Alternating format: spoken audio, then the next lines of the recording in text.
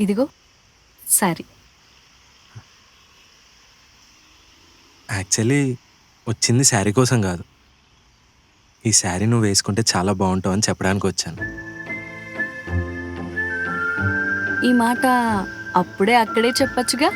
ఈ మాట అప్పుడే అక్కడే చెప్తే ఇంత ట్రావెలింగ్ ఉండదు కదా.